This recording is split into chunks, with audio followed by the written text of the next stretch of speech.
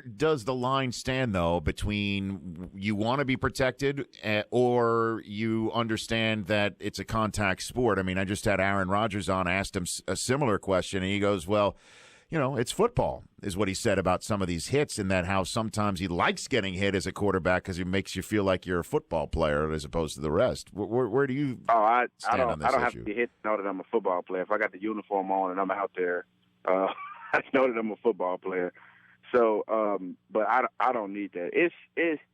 Well, it depends. Like, the NFL is taking this stance of, hey, we're going to protect these guys. We're going to protect them from themselves, because they obviously don't know how to protect themselves. This is the NFL stance on it. So we're going to initiate this new safe rule in terms of helmet to helmet, don't lead with the crown of your head, and all these initiatives to protect yourself. But then when it all boils down to it and it's nut crunching time, then it's, hey, it's football.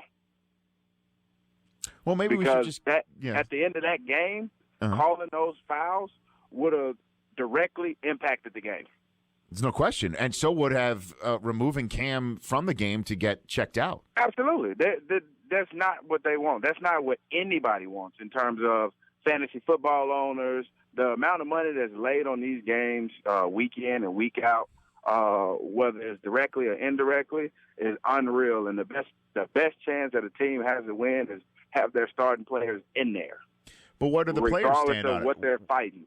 Where do the players stand on it? Where do you, DeAngelo Williams, and your sense of your fellow players stand on getting taken out? I stand on the health aspect of it. I want a guy to be healthy. After watching that game last night, when he took the helmet hit, I was like, oh, they just lost Cam for at least a couple of plays, because we all have to go through the concussion protocol. The doctor goes out. Like, it's a process or a protocol that they're supposed to go through, and regardless of what anybody else says, we've seen people that not get hit like that and just get up slow, go through that same protocol. And we saw that as a nation last night, where it was very obvious that he got hit in the head and nothing happened. Like, nobody came out there. He was on all fours. And, I mean, if you see it earlier, Brandon Marshall, he took a hit kind of the same way. It wasn't even to the head. Well, they took him out. Kept going back, and they took him out. We knew he got hit in the head, and nobody came over to check on him or anything.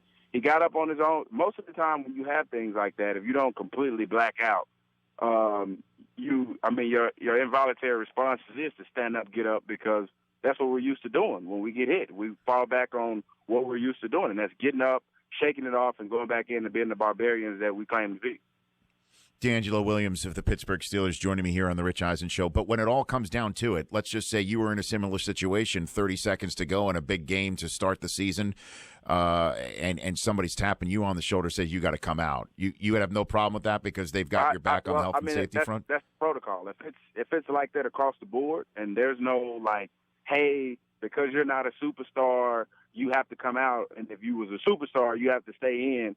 Like, if this is what it was across the board, then yes, I would have no problem with that at all. But now you can't pick and choose when you want me to come out based on your star power or how you impact the game. The Rich Eisen Show, weekdays at noon Eastern on Audience.